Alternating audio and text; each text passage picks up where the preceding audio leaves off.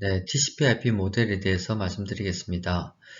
TCP/IP 모델은 OSI 7계층에 비해 4개 계층으로 구성되어 있는 프로토콜 스택입니다. 하지만 TCP/IP 모델도 OSI 7계층을 기반으로 구성된 모델이기 때문에 ISO 표준에는 범위 안에 있다 이렇게 볼 수 있고요.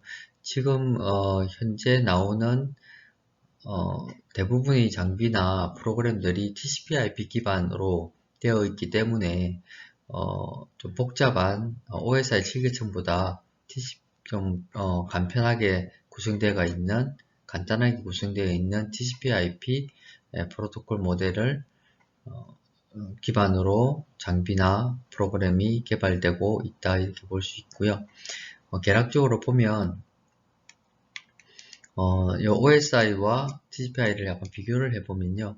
이렇게 응용 계층과 표현 계층을 약간 이렇게 겹쳐서 응용 계층이 이렇게 자리 잡고 있고요. 그 다음에 세션 계층과 전송 계층이 이렇게 전송 계층으로 또 전송 계층과 네트워크 계층이 이렇게 중첩적으로 해서 네트워크 계층 그 다음에 데이터 링크와 물리 계층이 합쳐서 네트워크 접속 계층으로 이렇게 구성되어 있다 라고 볼 수가 있습니다. 네, 이 내용은 교재에는 없는 건데요. OSI 모델과 TCP/IP 모델이 잘 표현되어 있어서 여기에 가져왔습니다. 여러분들도 이 도표를 참고하시면 이해하기가 편하실 것 같아요. 예, OSI 7계층이 이렇게 구성되어 있죠.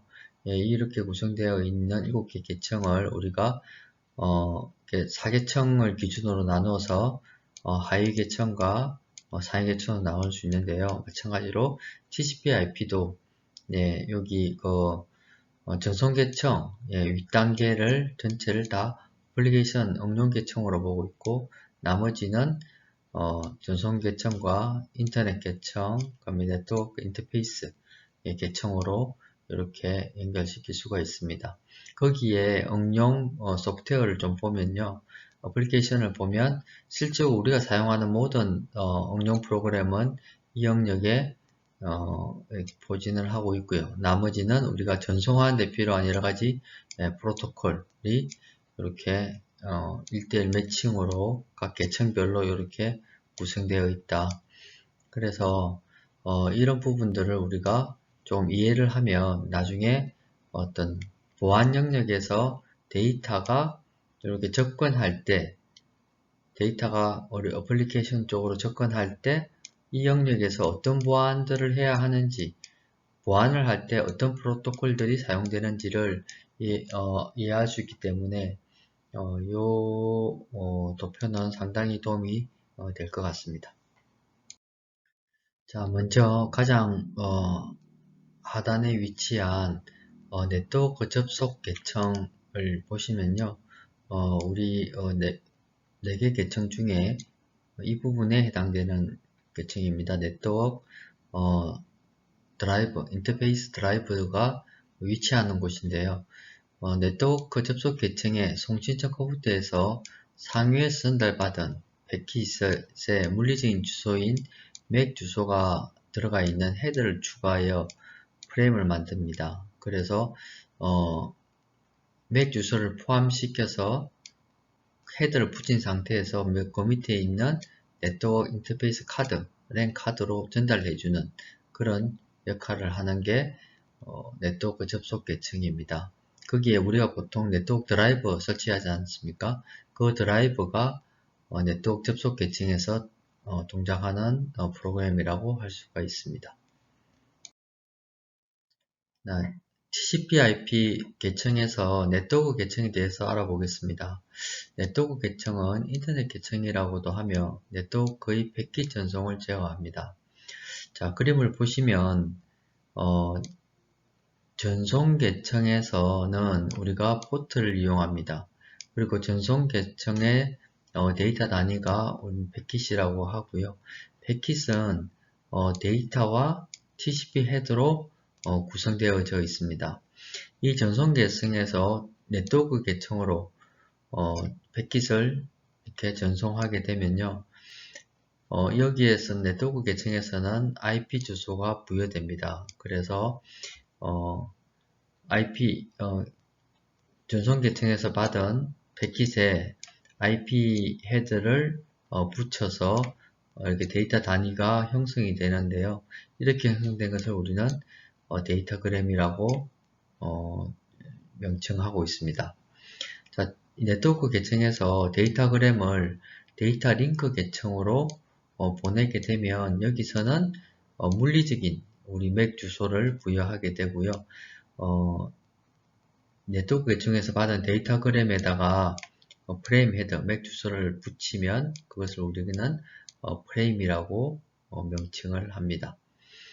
그렇게 해서 송신 측에서 수신 측으로 보내면 수신 측에서는 데이터 링크 계층에서는 프레임 헤더를 제거하고요. 올려주면 네트워크 계층에서는 IP 헤더를 제거하고 또 올려주면 전송 계층에서는 TCP 헤더를 제거해서 궁극적으로 어플리케이션 응용 계층에서 데이터를 활용하게 되는 구조로 되어 있습니다. 자, 네트워크 계층이 인터넷 계층에서 사용되는 중요한 프로토콜이 몇 가지가 있는데요. 그 부분에 대해서 알아보도록 하겠습니다. 자, IP, 가장 중요한 프로토콜이죠. 비연결형 데이터 전달이라고 부르고요. 이 IP는 상대방 우리 목적지 주소와 여러가지 정보를 담고 있습니다. 또 ICMP는 그 어떤 호스트나 라우터 상황에서 오류에 대한 정보를 전달합니다. 그래서 여러가지 상황 메시지, 어떤 오류가 있다, 지금 현재 라우팅 상황이 어떻다 라고 하는 메시지를 전달할 때 사용하는 프로토콜입니다. OSPF와 RIP는 모두 동일한 시스템 내에 라우터 간에서 라우팅 정보를 전달하는 프로토콜이고요. BGP와 IDRP는 상이한 시스템에서 라우터 간의 라우팅을 하는 라우팅 정보를 전달하는 프로토콜인데요. BGP는 이게 게이트웨이입니다. 그래서 상이한 시스템 간의 일종의 번역기다. 서로 다른 시스템 간의 통신을 하기 위해서 약간 번역 역할을 하는 장비라고 보시면 되고요. IDRP는 인터 도메인, 즉 이렇게 인터넷 상에서 도메인이 틀린 시스템 간의 라우팅을 전달하는 역할을 한다 이렇게 보시면 될 것 같습니다.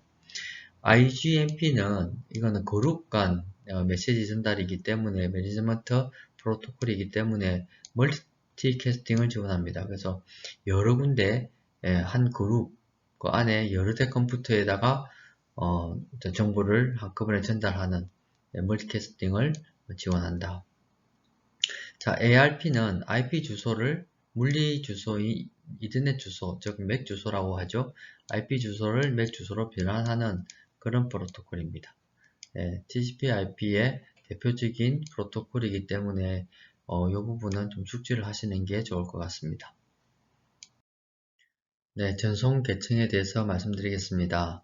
전송 계층은 두 호스트 간의 데이터 전송을 담당하는 계층으로 대표적으로 TCP와 UDP 프로토콜을 사용합니다.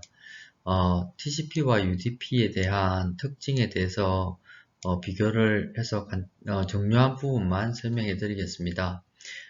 TCP는 데이터를 전송할 때 데이터 링크를 확립을 하고 전송을 하고요.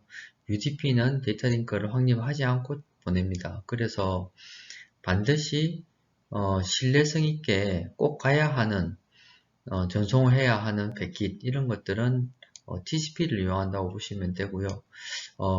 데이터를 전송했지만 도달했는지 안 했는지 그런 거에 대한 큰 어떤 피드백이 필요 없는 그런 데이터인 경우에 UDP를 사용합니다. 그래서 보통 UDP 같은 경우에는 방송 송출 또 우리 유튜브처럼 영상을 송출하는 것 사실 영상을 보다가 잠시 뭔가 깜빡거리거나 조금 색깔이 틀리지거나 뭐 이상한 약간 변조된 데이터가 좀 들어온다고 해도 순간적으로 지나가 버리잖아요. 그래서 그렇게 신뢰성이 보장되지 않아도 괜찮은 것들은 UDP를 사용한다고 보시면 됩니다.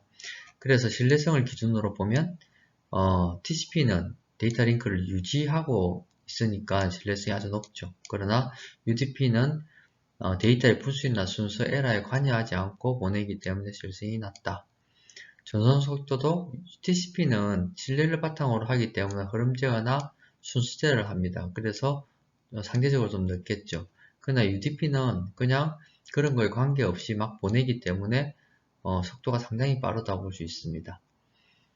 예, 대표적인 이런 전송 계층에서 대표적인 프로토콜은 이렇게 UDP와 TCP와 UDP를 기억하시면 될 것 같습니다. 자, 응용 계층에 대해서 말씀드리겠습니다.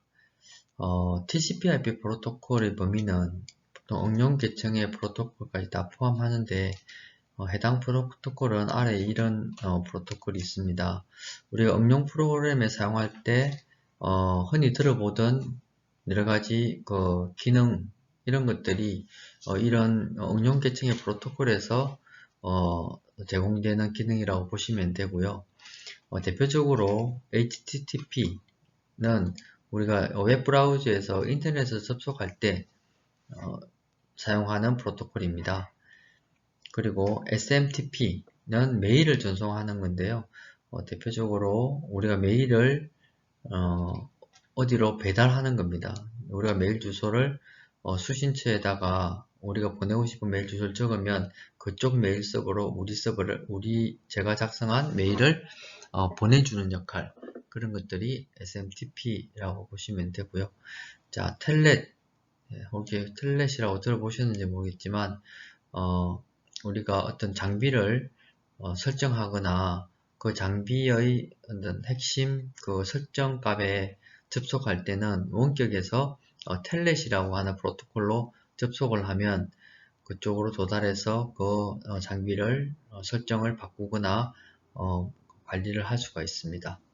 그리고 FTP 잘 아시죠? 이거는 파일을 전송하기 위한 프로토콜입니다. 그래서 양방향 파일이 전송이 되고요. 또 파일을 전송하다가 중간에 중단이 되면 앞서 전송이 멈춘 그 시점부터 다시 전송을 하는 그런 기능을 제공하는 게 FTP입니다.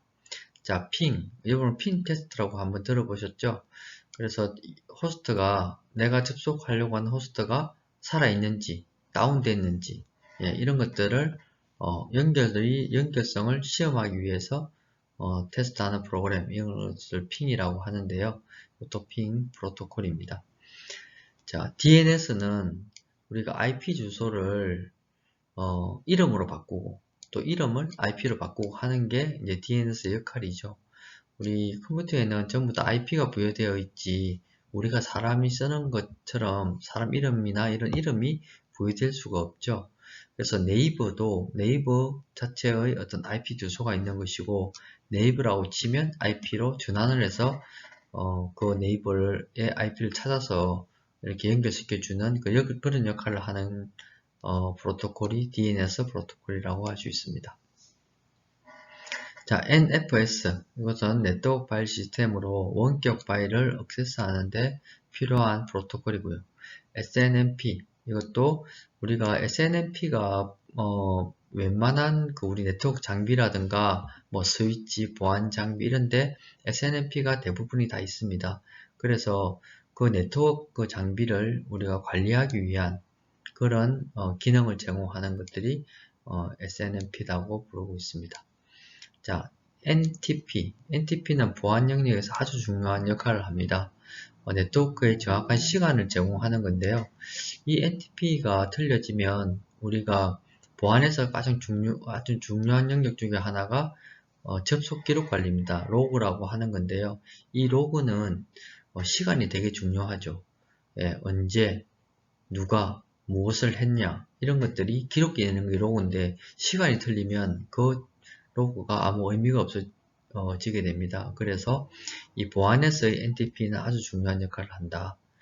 자, 커브로스라고 하는 게 나왔는데요. 이것은 클라이언트와 서버 간의 인증 기능을 제공합니다. 이것도 보안 영역 중에 하나죠. 전자서명이라든가 본인이 맞는지 인정하고 뭐 이런 것들에서 우리 커브로스 프로토콜을 사용한다 이렇게 볼 수 있습니다. 네, 그러면 네트워크 계층별 보안 프로토콜의 이해에 대해서 말씀드리겠습니다. 자, 여기에 있는 도표는 아주 중요한 내용이라고 볼 수 있습니다. 자, OSI 7계층과 TCP/IP 계층, 여기서 OSI 7계층이 여기 있죠. 네, 그 다음에 TCP/IP 프로토콜에 대한 계층이 되어 있습니다. 예, 그리고 우리가 데이터 단위라고 하는 것들이 여기 또 이렇게 잘 정리가 되어 있죠. 각 계층별 우리가 부르는 데이터 단위도 이렇게 다 설정이 되어 있고요. 또 거기에 해당되는 계층별 프로토콜이 다 할당이 되어 있습니다. 네.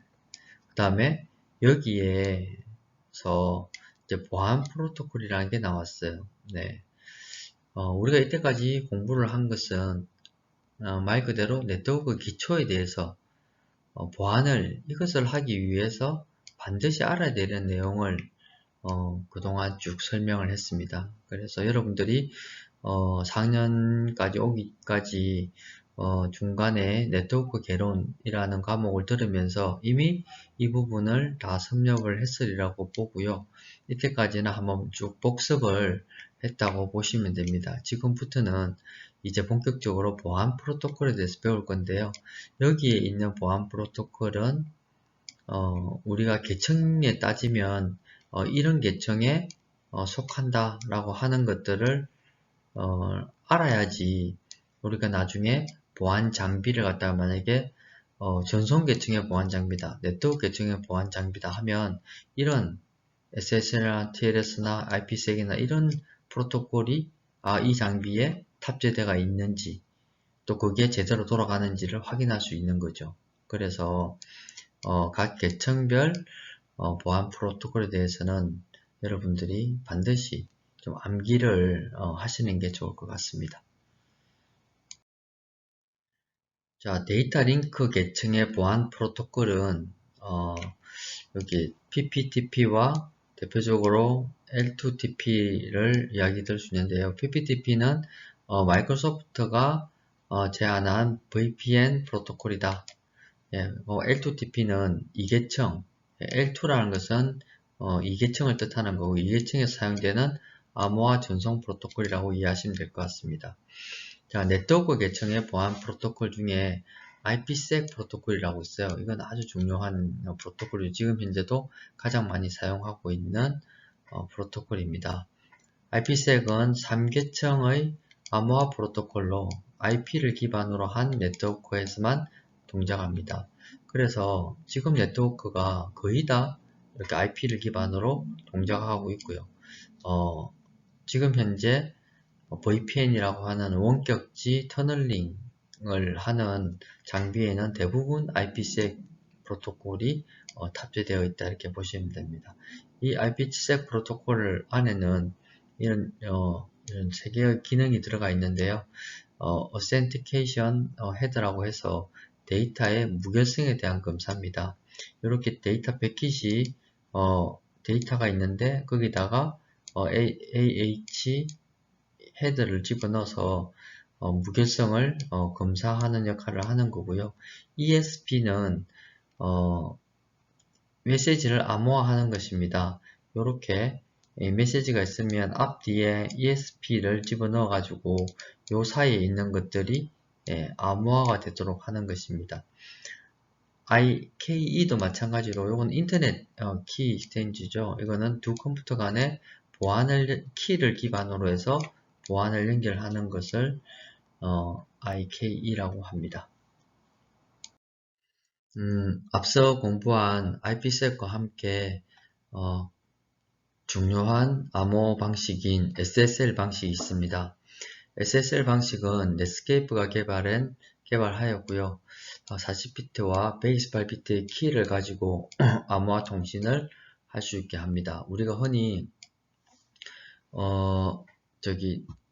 익스플로어에서 HTTPS라고 붙는 거 보신 적 있죠? 요즘에는 이 보안 서버라고 해서 HTTPS가 법적으로 의무사항입니다. 그래서 대부분 우리가 뭐 네이버나 다음이나 이런 공식적인 프로그램들은 거의 100% SSL 방식을 채택을 하고 있습니다. 그래서 여러분들도 웹브라우저에서 한번 확인을 해보시면 대부분이 HTTPS인 것을 확인할 수 있고요.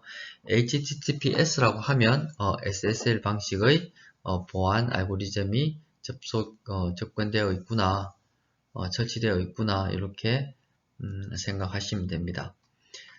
자, L2TP나 IPsec보다 상위 수준의 보안 통신 기능을 이용합니다. 그래서 우리가 웹브라우저에 탑재할 수 있는 것이죠.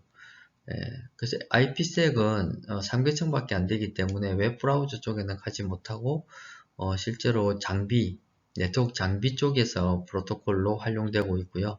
SSL은 상위 계층으로 에서 존재하는 프로토콜이기 때문에 웹브라우저라든가 다른 프로그램들 속에서 이식되어 가지고 사용되는 프로토콜입니다. 이 프로토콜에는 여러 가지 암호화의 즉 보안 전송, 암호 전송에 필요한 여러 가지 지침들을 내려주는 제어 프로토콜, 또 장애가 났거나 오류가 발생했을 때 오류를 알려주는 그런 역할을 하는 프로토콜이 제어 프로그램이고요. 이 제어 프로그램을 통해서 지시받은 내용을 실제로 이행하는 레코더 프로토콜이 있습니다. 이 레코더 프로토콜은 실제로 실제로 암호화를 실행하고요. 또 압축도 하고 내용이 무슨 변조가 됐는지 무결성 검사도 하고 이런 실질적인 암호 보안 프로토콜로서 역할을 실행하는 프로토콜입니다.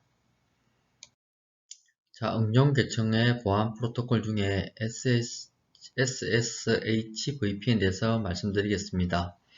자, SSH VPN 방식은 응용 계층의 VPN 기술입니다. 그래서 원격 단말기에서 접속하는 경우에 주로 사용되며 SSH를 이용해서 파일 전송이나 파일 복사 프로토콜을 이용할 수 있습니다. 자, 그림을 보고 좀 설명해 드리면요. 우리가 집에서 노트북에 SSH 클라이언트를 깔아놓고 회사에 있는 SSH 서버에 접속을 합니다.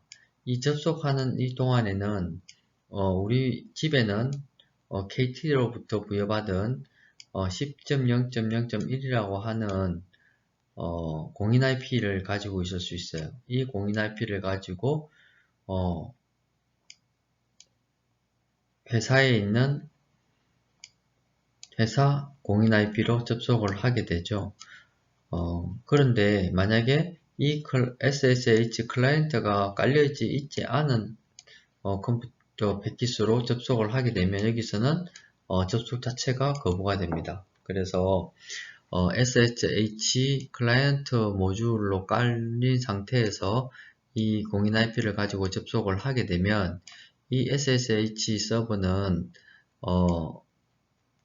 이 클라이언트를 터널링, 즉 암호화 터널링을 구축을 하게 됩니다. 그렇게 되면 이 클라이언트와 서버 간에는 보안 터널링이 형성이 되고 있고요.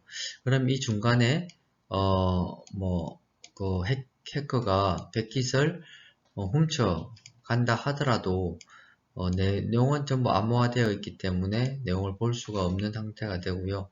이 SSH 서버는 회사에 있는 내부망 서버에 NAT라는 걸 이용을 해서 내부망으로 접속이 되기 때문에 상대적으로 안전한 영역이 되는 것입니다. 그래서 이 SSH 클라이언트가 요구한 어떤 파일이라든가 이런 것들을 SSH가 리모트에서 가져와서 암호화된 터널링 그 영역으로 전송시켜주는 그런 개념으로 암호화 전송이 된다 이렇게 생각하시면 됩니다.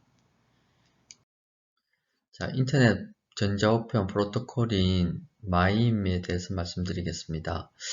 이 마임은 ASCII 데이터를 처리할 수 있는 원래 인터넷 전자우편 프로토콜이었습니다.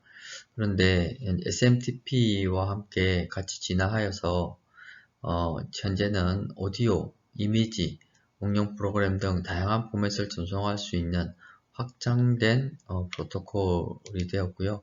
대부분의 전자우편은 이제 마임 형태를 취하고 있습니다. 이러한 전자우편 프로토콜인 마임에 대해서 암호화를 하기 위해서 암호화 프로토콜이 몇 가지가 나왔는데요. 대표적인 게 PGP입니다.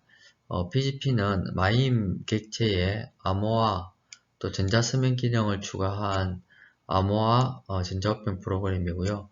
현재 전자우편 보안의 표준으로 자리 잡고 있습니다.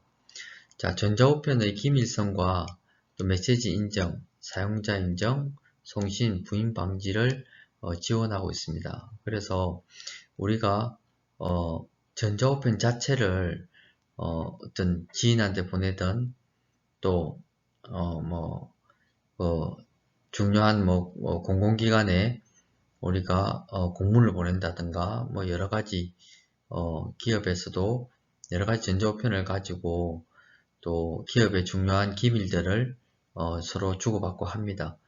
그럴 경우에 이 전자우편 자체를 탈취당하거나 또 보낸 사람이 자기가 안 보낸 메일을 마치 자기가 보낸 것처럼 보낸다든가 또 보낸 사람이 자기가 안 보냈다고 부인을 한다든가 하는 여러가지 형태의 취약점이 나올 수 있어요. 그래서 그런 부분에 있어서 기밀성과 메시지 인정, 사용자 인정, 송신 부인 방지 등을 지원을 해야 하고요.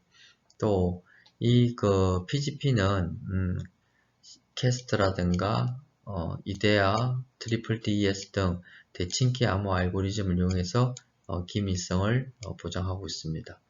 특징은 대표적인 것만 두 개 말씀드리면 현재 이 PGP에서 사용하고 있는 암호 기술은 안정성이 이제 검증이 되었기 때문에 널리 사용할 수 있다는 것이고요. 또 이 암호 알고리즘, 암호 프로토콜은 기존 이메일 어플리케이션의 플러그인으로 사용이 가능하기 때문에 널리 활용할 수 있는 프로토콜이다 이렇게 말씀드릴 수 있습니다. 네, 전자우편 보안의 또 대표적인 프로토콜인 SMIME입니다. SMIM은 응용 계층에서 보안을 제공하는 가장 대표적인 시스템으로 마임 객체의 암호화와 전자서명 기능을 추가한 프로토콜입니다. 그래서 전자우편 자체를 송수신 과정에 보호한다면 PGP가 맞고요. 이 SMIM은 전자우편 내용을 보호하기 위한 기능이 뛰어나다고 할 수 있습니다. 그래서 암호화 기술로 훔쳐온다든가 위조, 변조, 위조 등 위험을 방지할 수 있습니다. 마임 데이터를 안전하게 송수신하는 방법을 제공하고 있고요. 전자 메시지에 대해서 인정이라든가 메시지 무결성, 송신체 부인 방지, 프라이버시와 데이터 보안 같은 암호학적 보안 서비스를 제공합니다. 그래서 메일 자체보다는 메일에 있는 내용, 그 메시지에 중점을 두고 있다 이렇게 보실 수가 있고요. 전자 서명과 세션키 암호화 모두를 위해 사용할 수 있는 암호 알고리즘으로 공개키 암호 알고리즘인 RSL을 사용하고 있습니다.